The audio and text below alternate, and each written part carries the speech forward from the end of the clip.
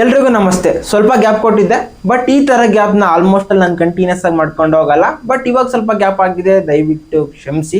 ಕ್ಷಮಿಸೋದಕ್ಕೆ ಜಾಸ್ತಿ ಜನ ನೋಡೋದೇ ಇಲ್ಲ, ಸ್ವಲ್ಪ ಜನನಾದ್ರೂ ನೋಡ್ತಿರಲ್ಲ, ಸ್ವಲ್ಪ ಸಪೋರ್ಟ್ ಮಾಡಿ. ನಿಮ್ಮ ಫ್ರೆಂಡ್ಸ್ಗೂ ಕೂಡ ಆದಷ್ಟು ನಿಮ್ಗೆ ಇಷ್ಟ ಆದರೆ ಶೇರ್ ಮಾಡಿ. ಈಗ ಹೇಳೋದಕ್ಕೆ ತುಂಬಾ ವಿಷಯ ಇದ್ದಾವೆ. ರಾಮಾಯಣ ಟೀಸರ್ ಬಂದಿದೆ, ಟೂ ಗುಡ್ ಆಗಿದೆ. ಆಮೇಲಿಂದ ರೀಸೆಂಟ್ ಆಗಿ ಯೂತ್ ಅನ್ನೋ ಒಂದು ಸಿನಿಮಾ ನೋಡಿದೆ, ಅದ್ರ ಬಗ್ಗೆ ಮಾತಾಡಬೇಕು ಅನ್ನಿಸ್ತು. ಈಗ ಮೊದಲನೇದಾಗಿ ರಾಮಾಯಣ ಟೀಸರ್ ಆಲ್ಮೋಸ್ಟ್ ಅಲ್ಲಿ ಇದು ರಾಮನವಮಿಗೆ ಬರಬೇಕಾಯ್ತು, ಬಟ್ ಇವಾಗ ಬಂದಿದೆ. ಏನಕ್ಕೆ ಅಂದ್ರೆ ಅವಾಗ ಇನ್ನೂ ಎಡಿಟಿಂಗ್ ಕಂಪ್ಲೀಟ್ ಆಗಿರ್ಲಿಲ್ಲ ಟೀಸರ್ದು ಅಂತ ಹೇಳ್ತಿದ್ರು, ಅದಕ್ಕೋಸ್ಕರ ಇವಾಗ ತಗೊಬಂದಿದ್ದಾರೆ. ಟೀಸರ್ ಮಾತ್ರ ಟೂ ಗುಡ್ ಆಗಿದೆ, ತುಂಬಾ ಇಂಪ್ರೆಸಿವ್ ಆಗಿದೆ. ಆದಿಪುರುಷ್ ಟೀಸರ್ಗುನು ಅಥವಾ ಸಿನಿಮಾಗೂ ಕಂಪೇರ್ ಮಾಡ್ಕೊಂಡ್ರೆ ಇದು ಯಾವ್ದೋ ರೇಂಜ್ ಅಲ್ಲಿ ಇದೆ. ಅದ್ರ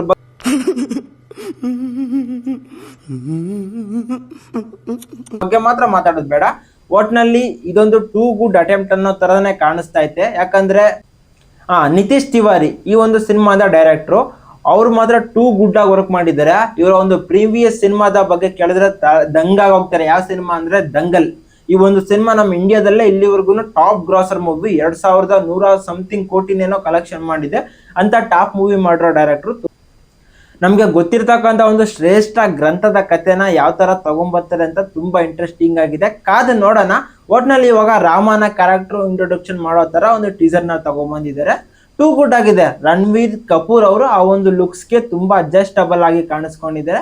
ಒಟ್ನಲ್ಲಿ ಏಟೆಡ್ ಬರೋ ತರ ಏನೂ ಇಲ್ಲ. ಒಟ್ನಲ್ಲಿ ಮೊದಲನೇ ಸ್ಟೆಪ್ ಅಲ್ಲಿ ಗೆದ್ದಿದ್ದಾರೆ.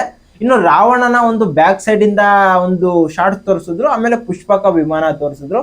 ಅಷ್ಟು ಬಿಟ್ರೆ ಇವತ್ತು ಹನುಮ ಜಯಂತಿ, ಅಂಜನೆ ಒಂದೆರಡು ಶಾರ್ಟ್ಸ್ ತೋರಿಸಿದ್ರೆ ಚೆನ್ನಾಗಿರೋದು. ಬಟ್ ಇರ್ಲಿ, ಮುಂದಕ್ಕೆ ಯಾವ ತರ ತಗೊಂಬರ್ತಾರ ನೋಡೋಣ.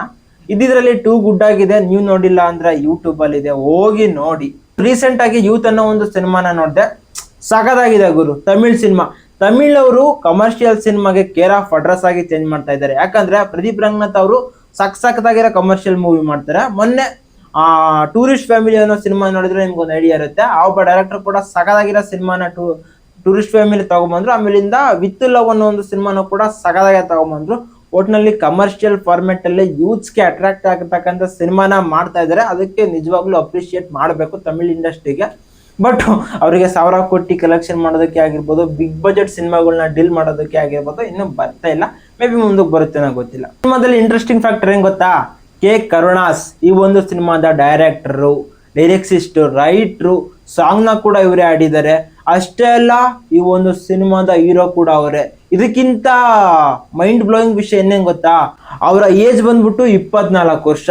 ಇಂಥ ಒಂದು ಚಿಕ್ಕ ಏಜ್ಗೆ ಈ ರೇಂಜಿಗೆ ಸಿನಿಮಾನ ತೆಗ್ದಿದ್ದಾರೆ ಅಂದ್ರೆ ನಿಜವಾಗ್ಲೂ ಅವ್ರಿಗೆ ಹ್ಯಾಟ್ಸ್ ಆಫ್ ಹೇಳಲೇಬೇಕು. ವಂಡರ್ಫುಲ್ ವರ್ಕ್, ಒಳ್ಳೆ ಫ್ಯೂಚರ್ ಇದೆ ಅವ್ರಿಗೆ ಮಾತ್ರ. ಒಂದೊಳ್ಳೆ ಡೈರೆಕ್ಟರ್, ಇಂಪ್ರೆಸಿವ್ ಆಗಿ ತಗೊಂಬಂದಿದ್ದಾರೆ.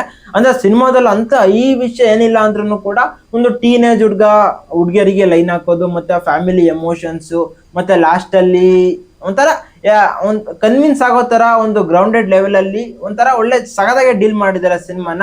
ಆ ಒಂದು ಮ್ಯಾನರಿಸಮ್ಸ್, ಸಾಂಗ್ಸ್ ಎಲ್ಲ ಇಂಪ್ರೆಸಿವ್ ಆಗಿದ್ದಾವೆ. ಸಿನಿಮಾನ ಇಂಟ್ರೆಸ್ಟ್ ಇದ್ರೆ ನಮ್ಮ ಯೂತ್ಸು ತಪ್ಪದೆ ನೋಡಿ. ಮೇ ಬಿ ನಿಮ್ಗೆಲ್ಲ ಒಂಥರ ಇನ್ಸ್ಪೈರಿಂಗ್ ಆಗಿರ್ಬೋದು ಸಿನಿಮಾ. ಬಟ್ OTTಗೆ ಬಂದ್ಮೇಲೆ ಯಾವಾಗ್ಲೂ ಆಗ್ಲಿ ಕನ್ನಡದಲ್ಲಿ ಬಂದ್ರೆ ನೋಡಿ, ಮಿಸ್ ಮಾಡಬೇಡ್ರಿ, ನಿಮ್ಗೆ ಗ್ಯಾರಂಟಿ ಇಷ್ಟ ಆಗುತ್ತೆ.